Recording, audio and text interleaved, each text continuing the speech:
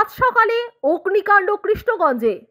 Gas cylinder ফেটে ধূলিসাৎ আস্ত একটি বাড়ি। এমনই চাঞ্চল্যকর ঘটনাটি ঘটেছে নদিয়ার কৃষ্ণগঞ্জ থানার হঠাৎপাড়া গ্রামে।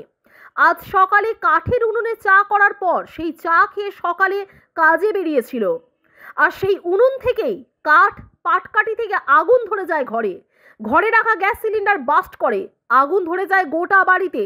খবর যায় স্থানীয় কৃষ্ণগঞ্জ থানায়, খবর দেওয়া হয় দমকল আসার আগেই স্থানীয় বাসিন্দারা আগুন নিয়ন্ত্রণে আনে। বাড়িতে থাকা সমস্ত দরকারি কাগজপত্র থেকে শুরু করে আসবাবপত্র, এমনকি ঘরে রাখা একটি সাইকেলও পুড়ে যায়।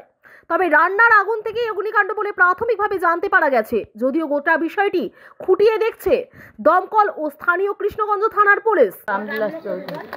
আপনি কি হন? ঘটনাটা কিভাবে আগুনটা ধরলো? ওই চা করে রেখে দিয়েছিলাম, দিয়ে থুয়ে গিয়েছিলাম, তার থেকে মনে ধরে গিয়েছে। চা কিসে ধরেছি? গ্যাসে না উনুনে? ঘরের মধ্যেই। ওই তো ওই উনুনে। দিয়ে চলে গিয়েছিলেন? কাজে গিয়েছিলাম পরের বাড়ি। হ্যাঁ। এসে শুনছি, ওখান থেকে শুনছি বাস্ট হয়ে গিয়েছে সিলিন্ডার। মানে সিলিন্ডারের কত কাছে ছিল আগুনটা? অনেক দূরেই ছিল। সিলিন্ডার অফ করেছিলেন? হ্যাঁ করেছি। আগুন তাহলে লিভে গেছিল তখন? এই আগুন এমনি আগুন ছিল, এবার সিলিন্ডার কি করে ধরেছে আমরা কেউ বাড়ি ছিলাম না তো, আমরা জানি না। কাঠের উনুন, তাই তো?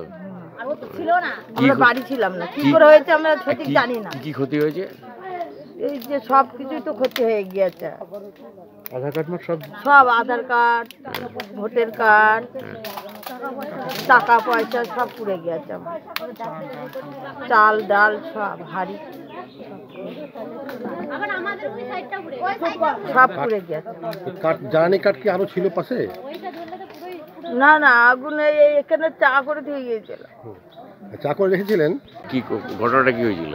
ঘটনাটা ওনার বউ কাজে যাবে, যে চা করে রেখে খাইয়ে রেখে তারপর উনি কাজে চলে গেছিল, আগাটা নিমিয়ে রেখে গেছিল, মানে আগুনটাকে বের করে।